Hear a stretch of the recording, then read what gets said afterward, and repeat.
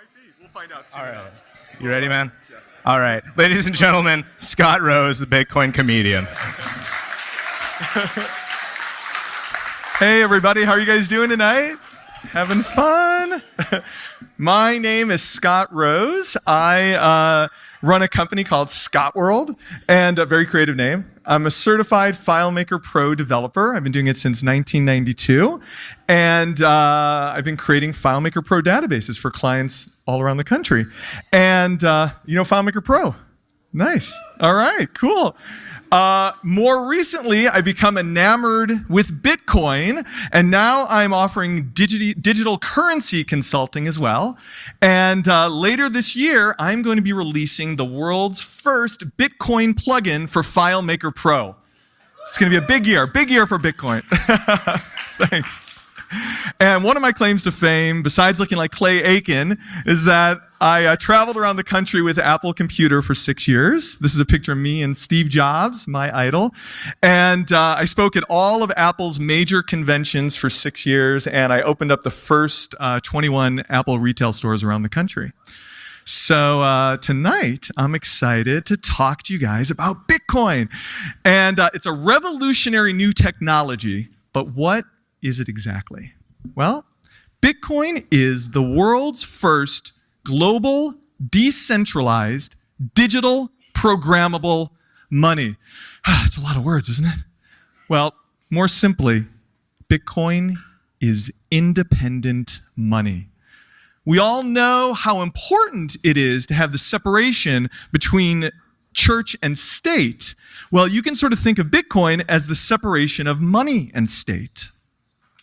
So Bitcoin is not controlled by any governments. It is a completely global currency, and it can be used in any country. And it's also not controlled by any corporations or banks either. Bitcoin is not controlled by any central entity at all. So what controls Bitcoin then? Well, it is a decentralized, peer-to-peer network of computers which all work together to keep the Bitcoin network secure. And it actually is the world's most secure and most powerful network. It is actually more powerful than the world's top 500 supercomputers combined. That's how powerful the network is. And your computer can be a part of the Bitcoin network as well. The network is totally open for everyone. Bitcoin is run by the people for the people. So, what happens when we decentralize money? What happens when we remove governments and banks from money and we put the control of money back into the hands of the people again? Well, it turns out that a whole lot happens. We get financial fairness, we get financial innovation, and we get financial freedom. So let's start by talking about how Bitcoin brings us financial fairness. And to do this, I would like to tell you a little story about the world's greatest bank robbery. Now, you might think I'm talking about one of the bank robberies that was organized by Bonnie and Clyde or John Dillinger, but I'm actually talking about a completely different type of bank robbery. The type of bank robbery that I'm talking about is more along the lines of this. How can I help you, young man? I got a $100 check from my grandma, and my dad said I need to put it in the bank so it can grow over the years. Well, that's fantastic. A really smart decision, young man. We can put that check in a money market mutual fund. Then we'll reinvest the earnings into foreign currency accounts with compounding interest, and it's gone.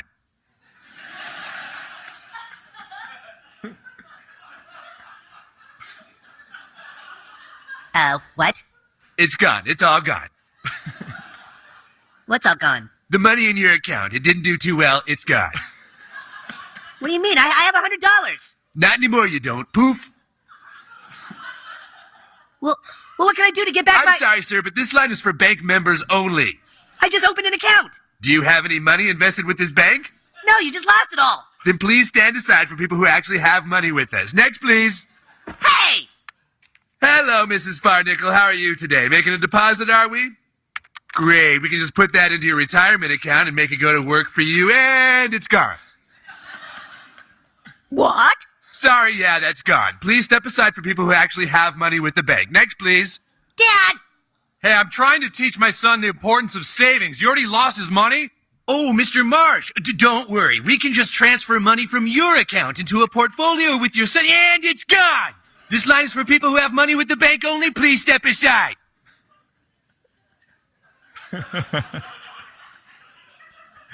So that's right. The world's greatest bank robbery is that the banks are robbing from us.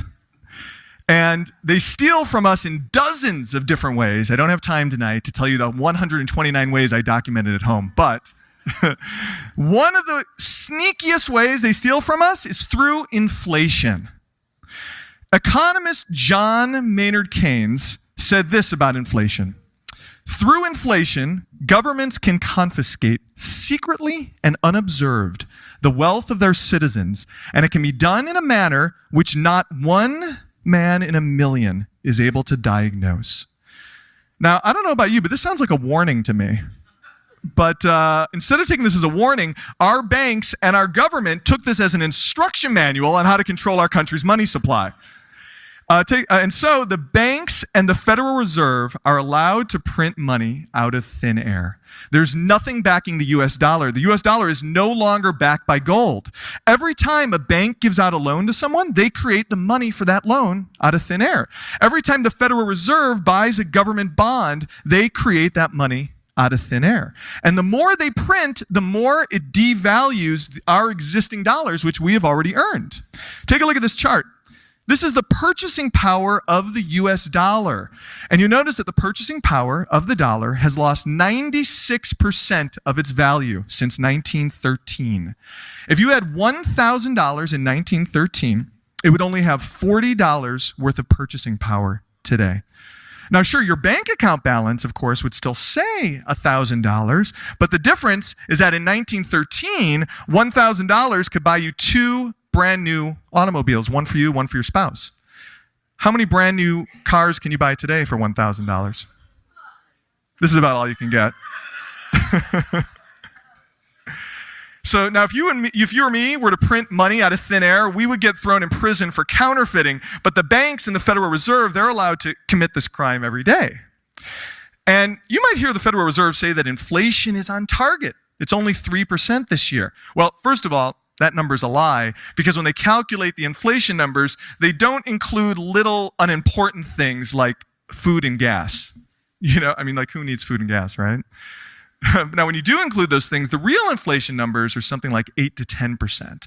But even still, for them to say that inflation is on target is sort of like asking the fox who's guarding the hen house, hey, how's everything going in there?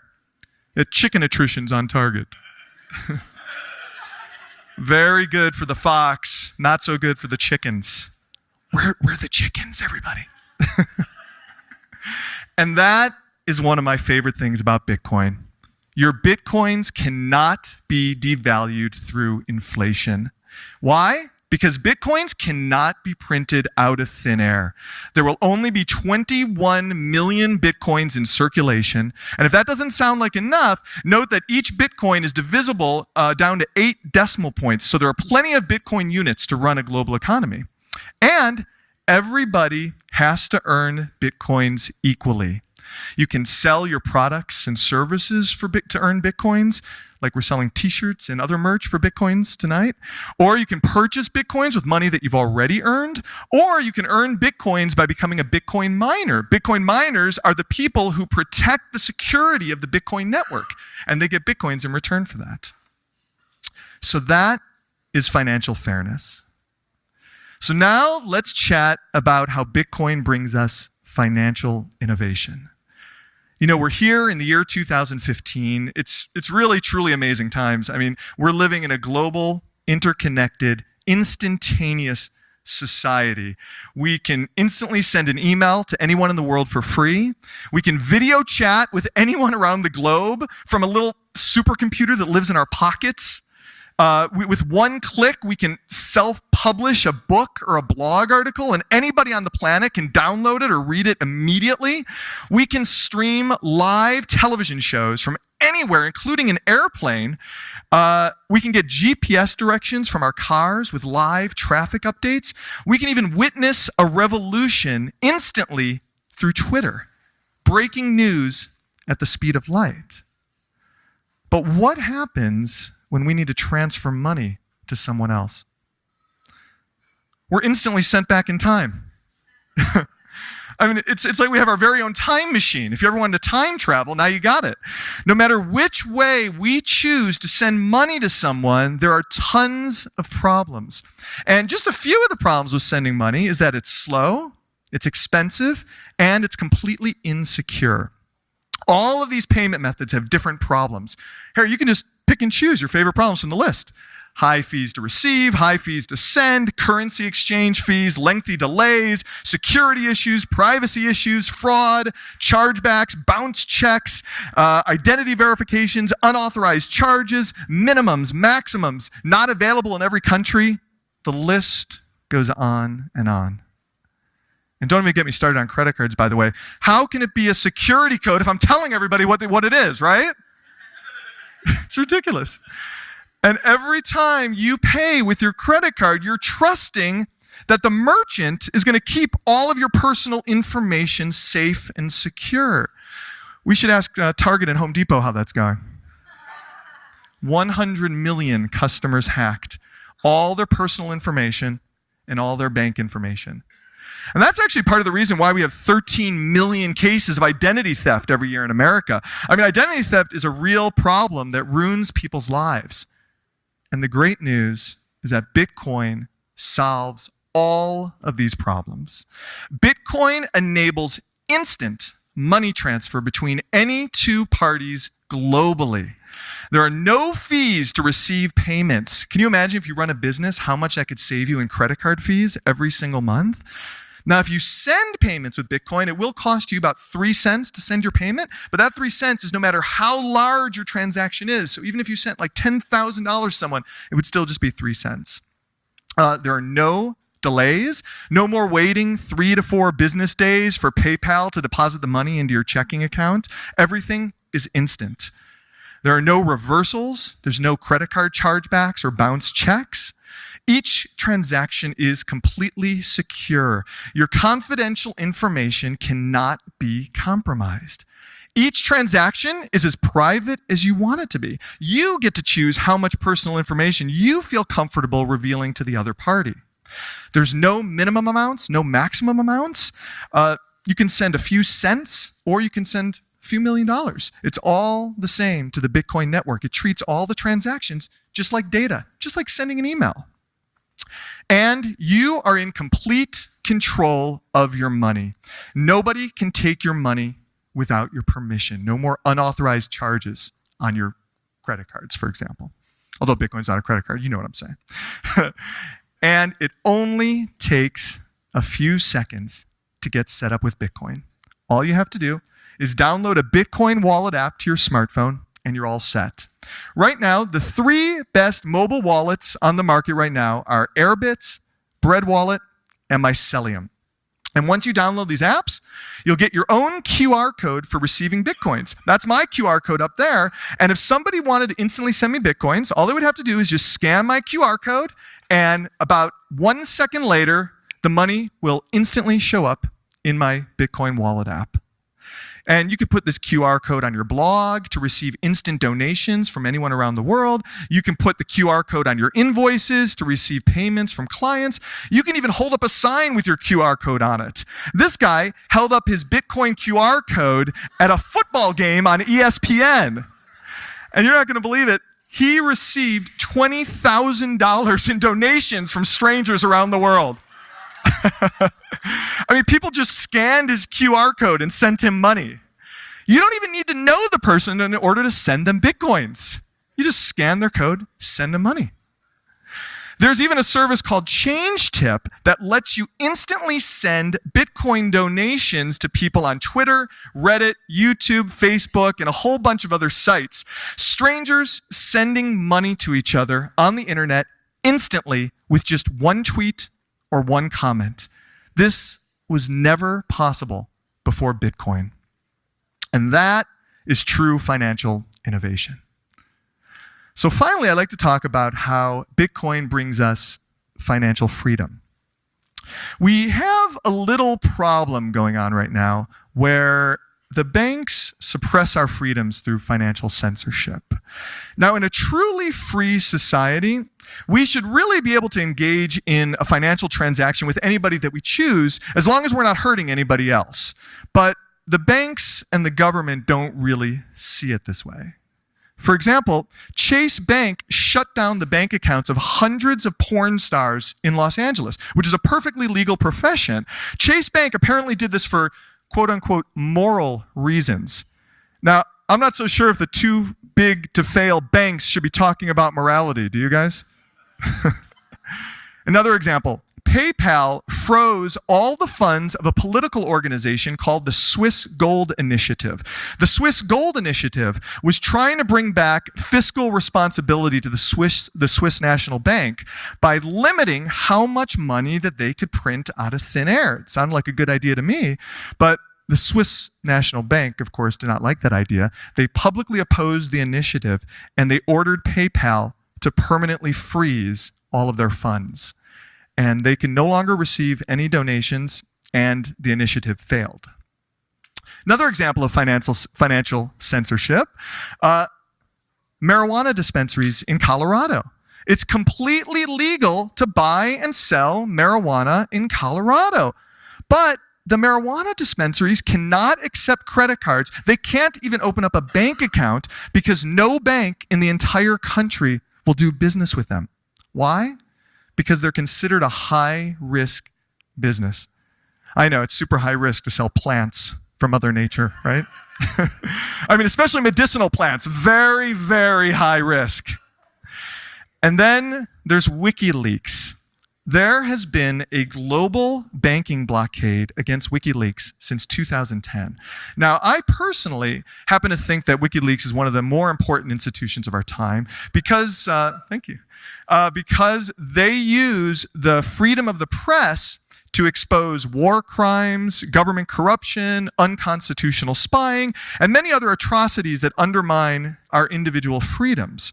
But, of course, the US government doesn't like this very much, so the US government, in cooperation with every bank and every payment processor around the world, blocked all donations to WikiLeaks in an effort to financially strangle them. There was no way to get your money to WikiLeaks. You couldn't even write a check to them because the banks were looking for checks made out to WikiLeaks. The only way that WikiLeaks was able to survive was through Bitcoin donations.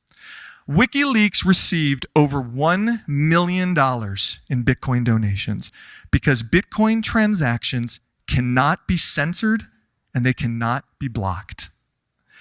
And also, the US government regularly blocks off entire countries from doing business with our banks. Right now, there are thousands of US citizens who are trying to send money back to their families back home in Russia, Somalia, Ukraine. But they can't because our government has prohibited all banks from servicing those countries. Even Western Union is not allowed to service those countries. And Bitcoin is the way around this. These protesters were raising money for Ukraine citizens who had no access to any banking services during the Ukraine Revolution because the banks all stopped servicing Ukraine. The stranded Ukraine citizens had no money for food, water, clothing, blankets, medical services, but strangers from all around the world scanned these QR codes, which were put up on Twitter, and strangers from around the world instantly sent them $15,000 worth of Bitcoins. So Bitcoin brings financial freedom to everyone. Bitcoin is permissionless. You do not need anyone's permission to use Bitcoin. Bitcoin accounts cannot be frozen. Bitcoin transactions cannot be censored or blocked. Bitcoin is open and accessible for everyone to use. You can use Bitcoin whether you're poor, whether you're wealthy, whether you're young, whether you're old, whether you live in a third world country or you live in a first world country. And the Bitcoin network cannot be shut down because it is decentralized. And that is the power of decentralized money. Financial fairness, financial innovation, and financial freedom. And believe it or not, I have just scratched the surface with Bitcoin, because money is only the first app of the Bitcoin network. Similar to how email was only the very first app of the internet. There is so much more to Bitcoin that goes way beyond money, and I encourage you guys to learn more about it. Thanks so much. Thanks.